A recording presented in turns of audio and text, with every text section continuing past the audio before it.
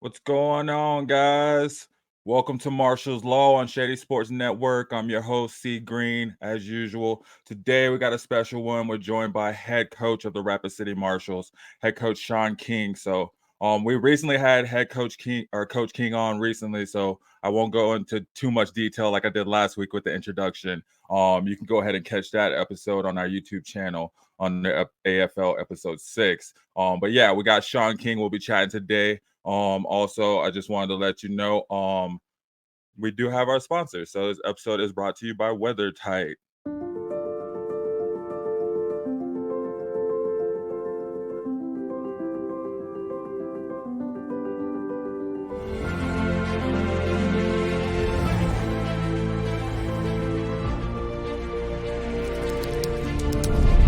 Welcome back, guys. Episode 4 of Marshals Law. As I said before, we have Coach King on. I kept the introduction a little short because he is a return guest. You're just on recently, so you guys, like I said, go check that out on our YouTube channel under AFL episode 6. You've been all over, so if you want to just kind of briefly touch on it, but I feel like we'll kind of touch on some of it within the questions. Okay. All right. Yeah. Obviously, you guys know I'm Shon King. Played my first year. I'll go a little bit of my playing career and then my coaching. But started off in the IPFL with the Idaho Stallions back in 1999. Was the league's leading receiver there in that league. Then was fortunate enough to get a tryout with the New Jersey Red Dogs of the Arena Football League. Went to that tryout. Come to find out, what I didn't know at that time was the offensive coordinator of the New Jersey Red Dogs was about to get the head coaching job of the new expanded AF2 Quad City Steamwheelers. So he basically brought me to Quad City with him, and then from there teamed with X, and we went 19-0, set pro football history, things like that. And then from there I went and played for the New York Dragons for 3 years. 2.5 years, and finished up that season, that third season with the Tulsa Talons, and when I ended up winning another championship. So actually, I was the first player in AF2 history to win 2 championships with 2 different franchises. So from there, went and signed with Philadelphia Soul, and then ended my season with the Wilkes-Barre Scranton Pioneers. And then after that, I kind of just decided, the fire had burnt out, and I decided to hang the cleats up. And then shortly after that, 2007, I got into coaching, got on as the receiver coach, special teams coach with Quad City. And due to some unfortunate circumstances, our head coach was suspended. So then I took over as the offensive coordinator. And then a year later, I was named the head coach to end the season. And then from there, I was in Abilene, Texas in 2011, the Abilene Rough Riders in the Southern Indoor Football League. I had some pretty good success there. And then from there, it was kind of hard getting into the Arena League. There was only so many teams and things like that. So I was kind of out of the game for a little bit, coaching high school football on a high level with San Diego Helix Charter High School. And then I ended up getting an opportunity with the Tri-City Fever in the IFL as the defensive back coach. So, and then from there, I had a couple little stints with the Omaha Beef. And then last year, out of the blue, one of my buddies, Coach Cedric Walker, head coach of the Billings, or now the Billings Outlaws, but he was the head coach of Gillette last year.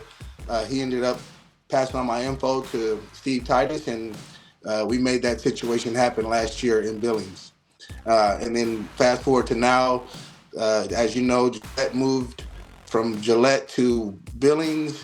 Coach Cedric Walker, and those guys took over operations there in Billings, and then that left me looking for a place to coach, and so I ended up getting a hold of Wes and Rebecca in Rapid City, and the rest is history. Right. And I mean, we're happy to have you, man. That's amazing. It's kind of cool how, most of your story went through Quad City, a lot of it as far as like, jumping in and really I'd say getting noticed on the indoor football scene as a player and then coming back around and, getting your foot in the door towards coaching in the same spot. Like I think that's a really good you know, circle of life right there, Yeah, as far as arena football. And I think that also serves to show your vast amount of knowledge that you bring over to Rapid City. So I think that's cool to have you on, man. So I'll say, officially from myself, I haven't met you, so welcome on to Rapid City, and I hope to see good things from you guys because I've been hearing it from. I mean, since I talked to X Men in the first episode, man, everybody said nothing but high praise, towards you. I know we're gonna. Sam was saying we're planning on doing, coach's corner, King's corner, just because of your knowledge and your insight. So I'm glad to have you on, man. Welcome on. Thank you for being here. Yeah, so I guess we'll get right into it though. With the season approaching, a couple months away. Uh we'll kind of touch on some of the rules, kind of get people caught up, or maybe some new people that are coming around to arena because arena football has been around forever. So you guys, you have the fans that know, the old school arena football, but I imagine there may be some rules that might be a little different. So I guess yeah. So the first one is what's the biggest change? Um, actually, I guess yeah. So what's the biggest difference switching from like how they were in the CIF last year, the Championship Indoor Football League, to the Arena Football League? well, yeah, and that I mean, again, that question dates me back to 1999 when I went from the IPFL to Mm-hmm. the Arena League, or AF2. It was the same thing at that point. The AFL is a much more uh, uh, passing friendly, receiver, quarterback friendly game. I mean, the biggest thing is you don't that jack linebacker or that overhang player in the CIF or IFL. You don't have that player in the Arena Football League. There's no extra. There's no fourth defensive back that can hang in the defensive secondary and act as a safety help. It's strictly one on one, um, uh, and it allows people to use their best, their best athletic ability to create one-on-one situations and make that happen. So it's more of a one-on-one game. Just to give you an example, when I played in the IPFL and led that league, I had 90 catches for 1,000 yards and 20 touchdowns. The Mm-hmm. next year in the AF2, I had 150 catches for 2,000 yards and Oh wow. 56 touchdowns, and I had 1,600 return yards. So it's way quicker.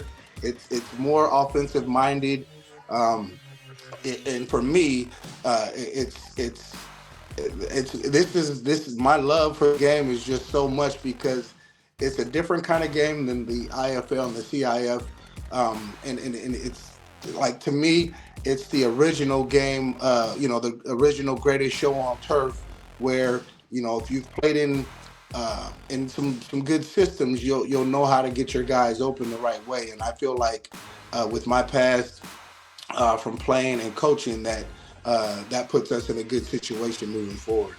Mm-hmm. And I mean, speaking of that turf, man, what's up with the field? Like, it's shorter than most fields. Yeah, yeah. So yeah, you're looking at a goal line to goal line is 50 yards.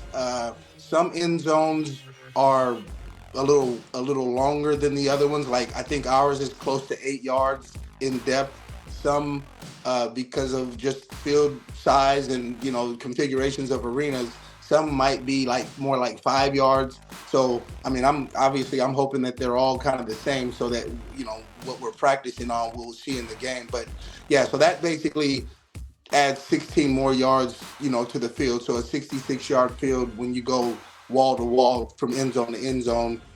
And then when you go sideline to sideline, that's about 28 yards. Um, so it's basically like the quarter of a size of a football field, and you got to make Oh wow. thing happen in that little short space. But with the only having 16 guys on the field, and really 3-on-3 in the secondary, it makes for a lot of room out there. And so it's all about creating space. And I mean, our thing is just creating a crossing face and running to space, so that we're just making it easy for ourselves to do what we have to do. Yeah. And so the field is surrounded by padding Yep. around the entire field? Yeah. So yeah, from so once you walk into that onto that field, that playing surface, there's padding, basically up to about chest high, Mhm. uh, that goes around the whole circumference of the field. Um, if you, as you're running the ball down the sideline, like I did when I was playing, you can touch that wall as you're running, but as soon as somebody pushes you up against that wall, you would be out. So, or there's some fields that might have a white line down there, like it's a sideline, but you can step on that white line, as long as you're not, again, pushed up against the sideline, that would mark you out. So, yeah, anytime you're banged into that wall, pushed into that wall, or pushed over that wall, you are considered out of bounds. But Okay. you can catch a pass you can catch a pass and be hit into the wall and flipped over. Like, say your thighs hit the wall and you're flipped over. As long as you come up with the ball, you still made that completion. Okay. Hmm. Okay. So it keeps it a little bit faster pace, I'd say. Yeah. And I mean, this game is fast paced. They run our clock a little bit differently than they run clocks, like in the NFL games, where on certain downs, on first downs or whatever, incompletes, the clock stops until Mhm. they start it back up. In arena football, the clock really never stops until the final minute of the half, or the end of the game. And then it stops, like like if you were to catch a ball and put the ball over the sideline to claim like you're out of bounds, that would stop the clock. You see what I'm saying? So, Yeah. like last year, for instance, and this is kind of how the games are the same in the CIF and the AF, or the AFL. Like last year, we had a game where we had about 25 seconds left, and we threw a couple hitch routes, and lean the ball over the wall to basically give yourself up, and then that stops the clock. So that's another way of making that happen without having to throw like incompletions and things like that. Mhm. Mhm. And then oh yeah, and then the last one on here, so the arena football, your goalposts are smaller than normal goalposts, correct?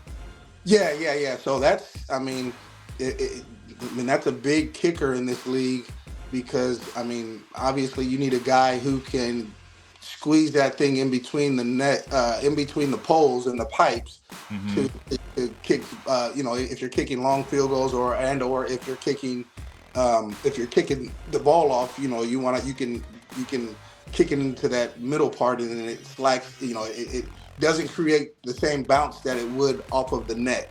You know what I mean? So yeah, you got to have a quality kicker, and it helps because I mean, in this game, I mean, if you're getting stopped on offense, uh, you might need to kick field goals, and if you're kicking field goals, then you definitely need to make them, or else you're just turning the ball over. And so that's one of the things. I mean, the kicking game is very, very crucial, and your kicker is very crucial. But most importantly, if he's making his field goals, and for us, I mean, we really only care if he's making his extra points, and if he's able to kick some onside kicks and things like that. Those things are important, just as important in this league too. So yeah, your kicker, he's very detrimental to what's going on.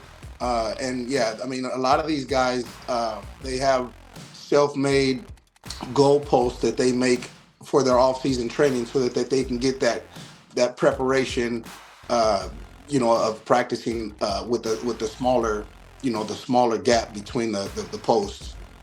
Okay. And so, yeah, so it sounds like your kicker has to be a specialist.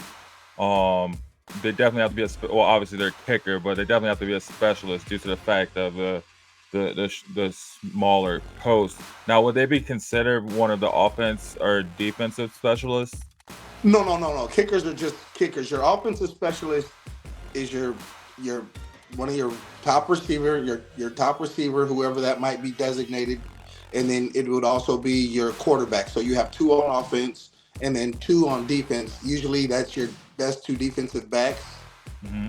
There's been cases in the past where some people have made like a lineman, a specialist, but then you have to start, you have to finagle your substitutions around a little bit differently in that way. But yeah, you have basically your two specialists on offense and two specialists on defense, and then your kicker is, counted just as the kicker.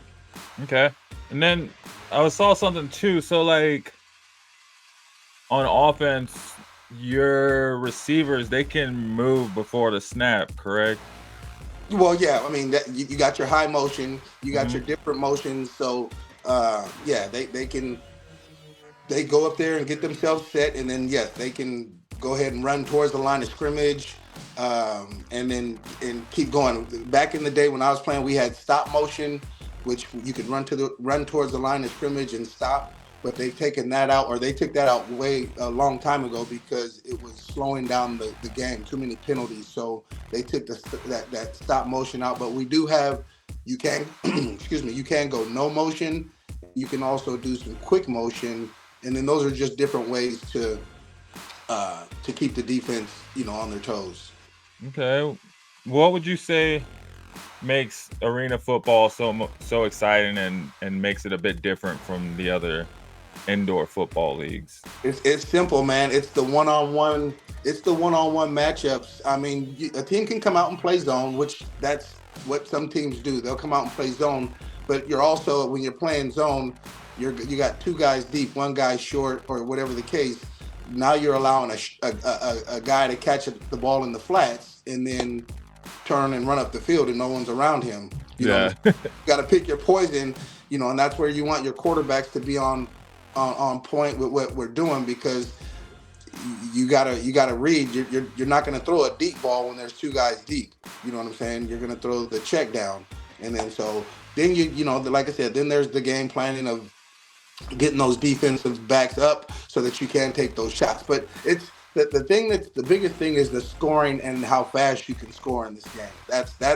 I'd say that's the biggest thing. You can score fast in those other games, but I mean, you figure in this game, you know, you might get big returns depending on if people have, what their kickoff team coverage is like. I mean, if they have too big of guys, they're gonna not be able to get down the field and things like that. And so you figure, if you're getting the ball close to midfield, one more play, you're. I mean, we're considered in the red zone. So now you're, and then hopefully you have your red zone package up to par, so that you can keep that thing going. You know what I mean? So I'd say Hmm.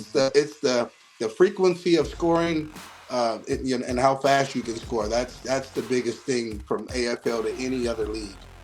Okay. Speaking of that, I mean, I guess that kind of rolls into our next question, man. Actually, what is your coaching philosophy? What would you say your coaching philosophy is, and how does it reflect in your approach to training and developing players? Well, I mean, I like to play fast. I want to be aggressive. I mean, I'm attention to detail. My one of my sayings is, and it dates back to when I was playing, and it's something I picked up, is we want to have the perfect rep. Having the perfect rep will equate to then having wins and positive things happen during your season, because when you're practicing perfection or practicing for perfection, you only know how to do things one way, and that's what we're trying to instill and install with our guys, once we start camp, is to work on having that perfect rep, so that no matter what you're doing, whether it's practicing or whether you're doing some training or some individual stuff, you're always working to get 1% better, and working for that perfect rep, so that it just becomes what you do. It's kind of, I mean, we did it back in, like I said, when we went undefeated. But then as you watch some of the Alabama stuff that goes on and how what Nick Saban was doing, it kind of fits into that same kind of situation where you got to be mentally strong, taking care of your body, taking care of yourself, and then at the end of the day, playing the game the right way. Hmm. Yeah, you gotta be able to act instead of react. I feel like. Yeah, and I think that you want to be able to play fast, and the only way that that can happen is you have to practice playing that way. Hmm. So that when you get into the games, when the lights are shining the brightest, and there's only 16 people on that field, there's not water bottles all over the place like practice and stuff. Those lights get bright, and then that's when it's time to shine. And if you haven't prepared yourself the right way, you're not going to have the success you want. True, very true, very true. So I mean, coming speaking of that, so what are some of the key qualities you look for when you are out there recruiting new players for the Marshals?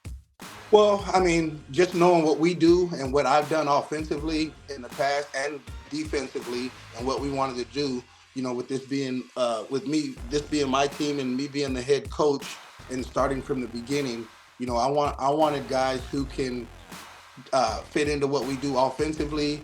I mean, obviously, our linemen need to be, I know X spoke of this last week, they need to be in really good shape.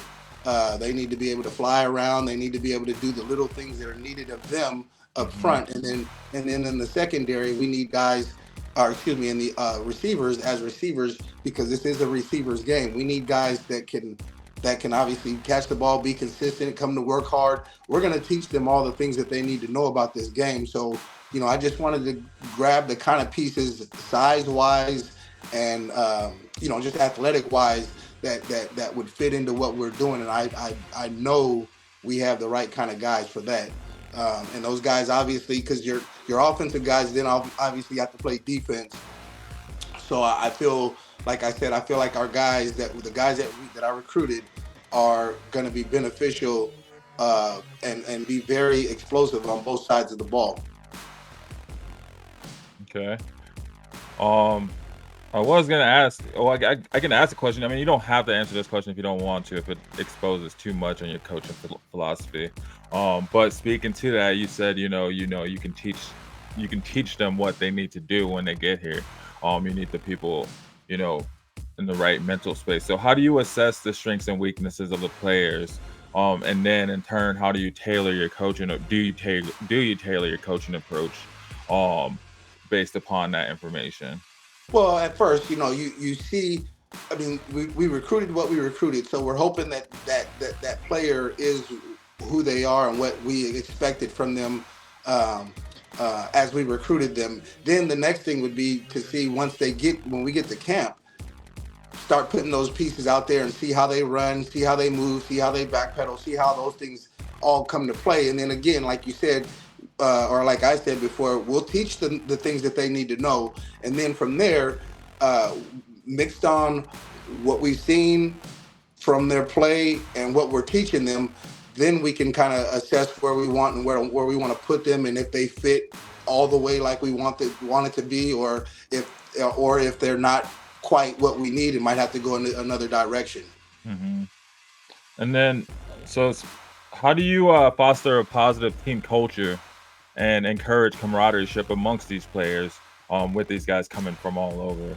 Well, I mean, it's all about the hard work that we put in at the beginning and the things that we'll do it first. They got to understand they have to be accountable. I mean, that takes care of you, but then also be like you just mentioned, be a great teammate. Be what the hard work that you're putting in is not only just for you, it's for your teammate and the team as a whole. So we want people to understand that they got to be selfless, and have all their actions, not just be for themselves, but be for the benefit of the team. And so, that when once you start having guys, after practices, they come in and they hug up, give each other dap for a good day of hard work. Once you start building that kind of situation, then guys start to believe it. They're putting deposits in the bank. They're as a team, and then also they're listening to what I'm giving them, the information that I'm giving them, and the nuggets that I'm giving them, so they can take that hard work along with the little nuggets that they're getting from myself and the other coaches, and then that kind of it brews confidence, and then when that confidence is on display, then there's and then everybody's doing the perfect rep, then you're getting to get positive situations. So I just think, like I said, the overall workmanship of everybody to be selfless and to think about their brother rather than just thinking about themselves. That's what's going to start the main core of that camaraderie. Kind of like being in the military. You know what I'm saying? Break them down, get them right, get them to believe in what they need to believe in, and then get them to fight for each other, fight for themselves, and then fight for each other 110%. Teamwork makes the dream work, right? Absolutely. So, in your opinion, what are the most significant challenges that a head coach faces in the AFL or Arena Football League? And what are some things you can do or you may have done to overcome them? Well, I mean, what I would say, just being where we are present time, I feel really good and confident about where we are and what we have going on just because of the knowledge that I have and my history of playing this game that we're playing. Not just arena football, but this Iron Man way.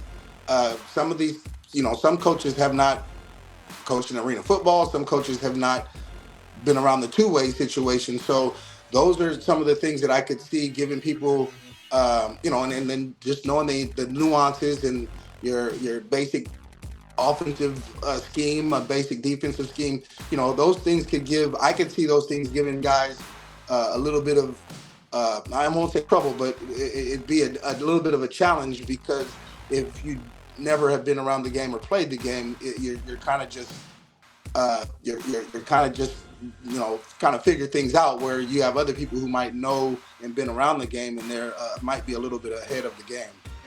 Okay, yeah, and I mean, because this is fairly new for a few of the coaches out there, right? Because Yeah, yeah, you guys yeah. aren't the only team that made the jump from the CIF. And I imagine other leagues. Speaking of that, so with you coming from Gillette or Billings recently, and how you said, how it turned over when they did switch over to the AFL. Does that add like any like extra fire or heat or any fuel going into those two matchups that you guys have against them coming up? We'll take every game and treat every game as like a big game.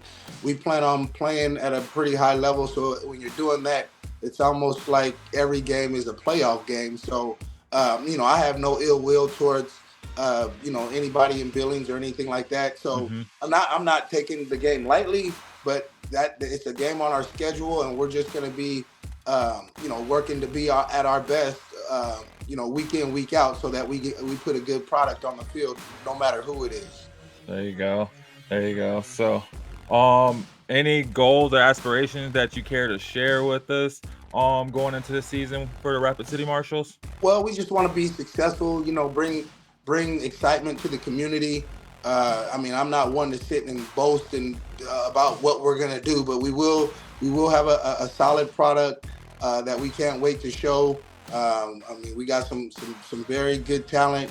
We got guys excited to come in and be used the way that they were told that they're going to be used, and we're going to do that. So, we're just looking forward to big things in Rapid City. But we're like as of right now, we're just on the lowdown, just kind of waiting our turn until it's time to start practice. But once that practice starts and we start getting in front of our fans and things like that, they're going to definitely be impressed by what we put out there for them. Heck yeah. Are you on social media? Do you have any social media handles that we can find you at? Well, I'm on Facebook and Instagram, the Perfect Rep on Instagram. I don't really do too much. I do a little bit now in the off season because it's the off season. But usually once the season starts, I will shut that social media stuff down just to, so you're not, Mm-hmm. distracted by that. But people can still message me and things like that. That's usually how it works. And players or agents or things like that, if they need to message me, they can do that. But yeah, for the most part, once we get going, I shut that down. So that's not, it's not a worry. And I mean, and that goes into this finally. I mean, just any advice that you would have for any aspiring coaches who are looking to make a career in professional arena football, or I mean, a career as a coach in football in general. Because I mean, you kind of been in a few different, outlets doing that. So, any advice that you have for them? Yeah, just obviously do a good job where you're at. I mean, for your whatever position you might be in, be loyal to the coach that you're working for. Make sure you're busting your butt every day. They'll see that. And then, like I said, just make sure you stay professional at all times, because I mean, you're working for someone, and you guys have these meetings, and you go out and have sodas and stuff like that, but you're always being watched. So you got to make sure you're always on your P's and Q's, so that you maintain um, uh, a good vision for this person who might be thinking about picking you up to bring you on their staff, and or you got to do a good job in front of this person, because your opportunity might come with someone else, and they're going to go back and talk to this person. And if you're not doing right, I mean, no one's going to stick their neck out for somebody who's not who they say they are. So I would just say, just keep doing a good job, work and learn the game that you're coaching, whether it be the indoor game, the arena game, outdoor. Just get as much knowledge as you can, and then again, like I said, be loyal to the guy you're working for, and then stay professional, and those things will help you out. Heck yeah, man. Um, Well, I just want to say, man, thank you again for coming on. It's always fun to have a repeat guest. Um, Kind of feels like we're doing something right when you guys want to come back and talk to us. Any last words, any shout outs you have? I just want to say, to the Rapid City fans, just be ready to come support. We'll put out a good product for you guys, and for the rest of the league, we're excited for all the things that are happening.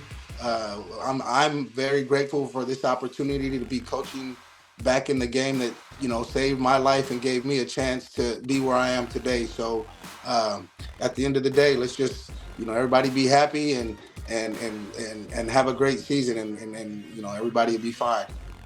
Yes, sir, man. I can't wait as we get closer. Can't wait till we could actually like start talking, football and going back and commenting or discussing things that you got to kind of keep under wraps right now. But man, like I Absolutely. said, hey man, well, thank you for coming on, Coach King. It's been a pleasure, man. Um, I don't think I have anything else for you. I just say can't wait to get you back on here for King's Corner. That's right. I'll be here, man, whenever you guys need me. There we go, man. Yeah, soon, soon. I'm itching to just talk football, but we're getting these out of the way. It's great because I feel like every coach leading up to it, even Wes, everyone's like, yeah, you got to get Coach King on, got to get Coach King on, man. And you just have so much knowledge, so I'm looking forward to it, man. I'm excited for this season. Yeah, yeah, likewise. And then, like you said, yeah, we can, once we start breaking film down, and you got some stuff, some clips and things like that. Once the season starts, we can get into a little bit more and talk a little bit more. So that'll be good. Yes, sir. Yes, sir. Well, you have a great day, man. You too. Thank you. Yes, sir. Cool. All right, guys. So, last week we did have a question for you. I think the question was, the question of the week was, where did the Rapid City Marshals, play their games at? So now we have the answer for you. So the answer to last week's question, they play their games at Summit Arena at the Monument. So, if you got that right, let us know, man. We'll get you some Shady Sports Network gear. And then this week's question, and we got a good one this week. So if you follow the Marshals, hopefully you'll have this one or you'll know this one. When did the current owners Wes Johnson and Rebecca Chapman oversee their first full season with the Rapid City Marshals? So I want you to look at the question closely. What year did Wes and Rebecca oversee their first full season with the Rapid City Marshals? Send us your questions in the comments, email, however, send it to us, snail mail, however you need to get it to us. But hey, thanks for watching. Thanks for joining me for another episode on Marshals Law. This is episode 4. Thanks to Coach King again for coming on. It was a pleasure, man, as well as the entire Rapid City Marshals organization, Wes, X-Man, Coach Edwards. All of you guys have been great. So I'm looking forward to meeting the players. I'm glad you guys are rocking with us over here at Shady Sports Network. We will be the best AFL show. I'll go ahead and put claim on that right now. You guys can go ahead and head over to marshallsfootball.com right now.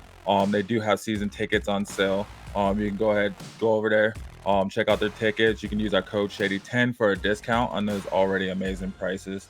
And then if you want to unlock the ultimate sports experience, head over to shadysportsnetwork.com. It's your gateway to endless excitement and exclusive content. Don't forget to follow, like, subscribe, and update. Or follow, like. I'm a game changer. I'm a game changer.